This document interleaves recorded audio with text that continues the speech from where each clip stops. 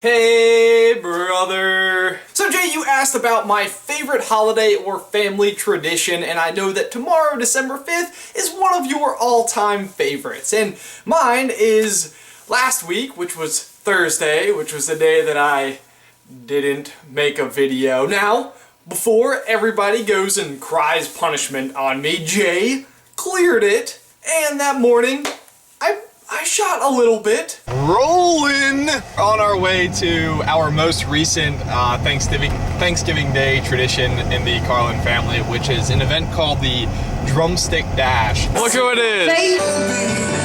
What you got? Welcome as well. They're John Carlin and Morning. The race has started. We're going up a hill. Here's Jay. That's the finish line up there.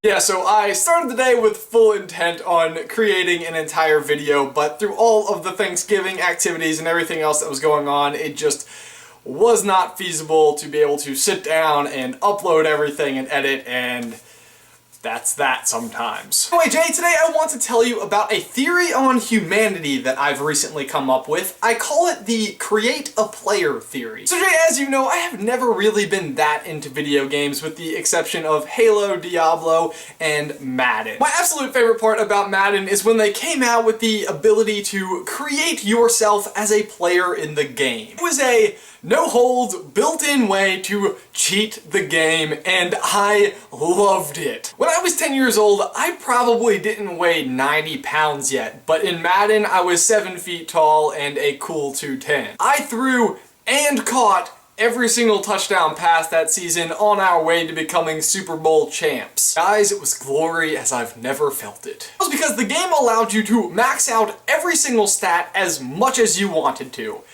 And I absolutely did. So to keep up to date, Madden became a regular item on my annual Christmas list as a kid, and one year I had just unboxed it, popped it into the console, and immediately went for the setting to be able to create myself to continue my run at 3 years as Super Bowl champs. We were a dynasty! Except this year, they limited the number of stat points you could give to your character. Needless to say, I was devastated. The game just didn't get how good I was at football. I mean, read the papers. I always win the Super Bowl. But now every single adjustable stat was set right at a midpoint of 50 out of 100 possible points, and they only gave you 50 total points to allocate across 10 different attributes. That is not nearly enough! So I had to go through and choose what my guy was going to be good at. I mean, he could be crazy fast, but then he couldn't catch the ball. Or I could max out jumping and basically just ignore the stiff arm and spin move buttons. Ugh.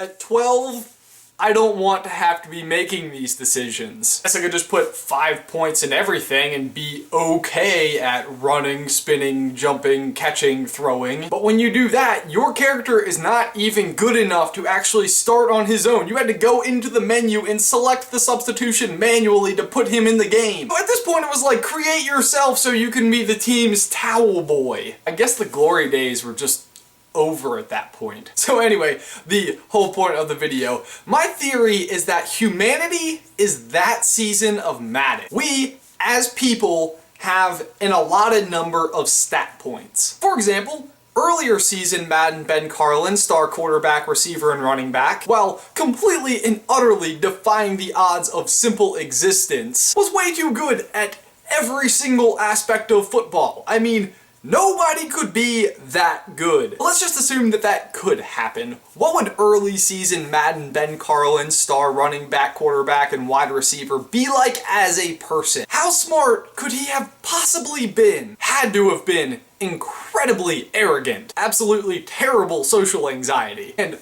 painstakingly hard to deal with. Because all of his human points were put into one single thing: athleticism. Hell, he was probably even borrowing from other stat points in order to defy the odds of human existence the way that he was. In my opinion, people's attributes just have a way of balancing themselves. I mean, let's face it, nobody is actually a superhuman. I don't know why. As we've seen with many heroes who have put all of their stat points into the super column, they still have personal problems elsewhere. I mean, if you haven't noticed, it is a shockingly unpopular place to put your stat points. Maybe super points cost 10 to 1 compared to other points. You can either put 1 out of 100 points into the ability to fly, or 60 out of 100 sense of humor. I mean, 1 out of 100 ability to fly is basically jumping. We all know what early season Madden Ben Carlin, star running back, quarterback, and wide receiver would have chosen. It might just be my competitive nature and this problem that I have, this major flaw of my personality to constantly stack myself against everyone else. Like if somebody's just defying the odds across all fronts, they're smart and funny and athletic and capable and ambitious and driven,